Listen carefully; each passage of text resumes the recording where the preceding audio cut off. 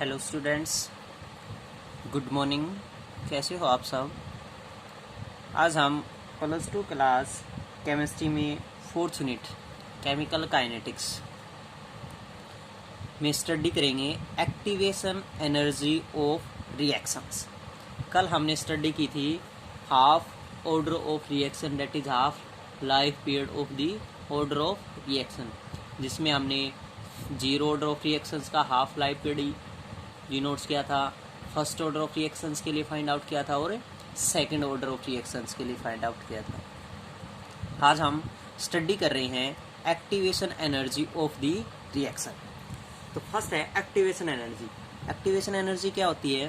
The minimum energy which the colliding molecules must have in order that the collision between them may be effective is called threshold energy। यानी threshold energy क्या होगी activation energy में? the minimum energy which is collide molecules, यानी जो कोई भी colliding molecules present होते उन सभी कोलाइडिंग मोलिक्यूल्स को ऑर्डर में, सिस्टमेटिक ऑर्डर में कोलाइड करने के लिए जितनी मिनिमम एनर्जी की रिक्वायरमेंट होती है, that minimum energy is known as threshold energy. उस मिनिमम एनर्जी को क्या कहा जाएगा? Threshold energy. The difference between the threshold energy and average kinetic energy of the reactant molecules is called activation energy.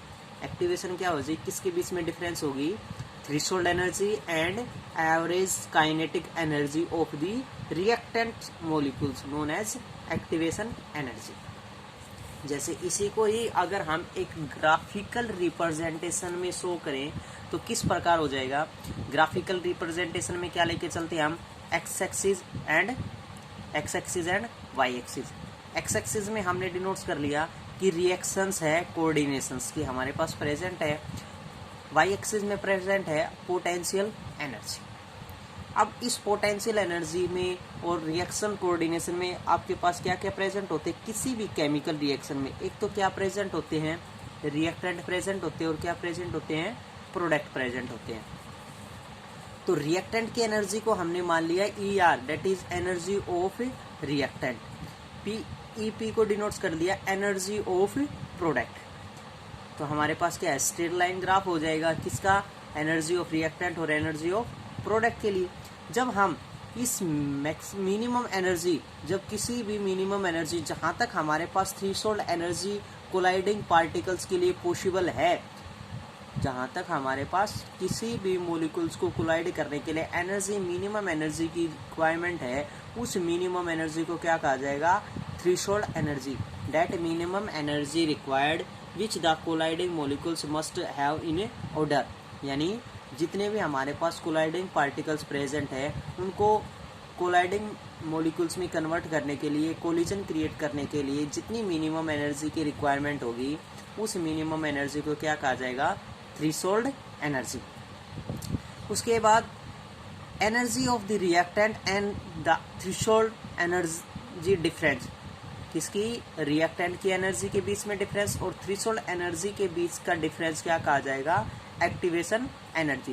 That is हम denotes करते हैं difference between the energy of threshold and the energy of reactant particles is known as activation energy. That is represented by EA and activation is a energy, activation energy.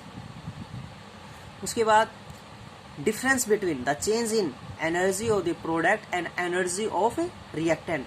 Energy of product and energy of reactant known as energy evolved, यानी complete reactant को product में convert होने के लिए जितनी कम से कम energy की requirement थी, उस कम से कम एनर्जी को क्या कहा जाएगा? Delta H। That is difference between energy of product and energy of reactant known as energy evolved, यानी कंप्लीट कितनी एनर्जी की रिक्वायरमेंट थी रिएक्टेंट्स को प्रोडक्ट में कन्वर्ट करने के लिए। उसके बाद नेक्स्ट टॉपिक है effect of temperature on rate of reaction, यानी जो हम रेट ऑफ रिएक्शंस करते चले आ रहे हैं अब तक, उसमें इफेक्ट ऑफ टेम्परेचर, टेम्परेचर का क्या प्रभाव पड़ता है। Temperature has a marked effect on the rate of reaction. Rate of reaction पर टेम्परेचर का बहुत इफेक्ट होता है। For most of the reaction the rate of reaction becomes nearly double और even more for 10 degree rise in the temperature. अगर हम किसी भी रिएक्टेंट्स के टेम्परेचर में 10 डिग्री सेल्सियस टेम्परेचर इंक्रीज करते हैं तो जो आपके पास फाइनल रिजल्ट होता है वो रेट ऑफ रिएक्शन क्या हो जाती है, अप्रोक्सीमेटली डबल हो जाती है। Every rise in temperature of 10 degree Celsius, यानी रेट कांस्टेंट में अगर 10 डिग्री सेल्सियस इंक्रीज कर दिया जाता है टेम्परेचर तो रेट ऑफ रिएक्शन क्या हो जाती है, ऑलमोस्ट डबल हो जाती है।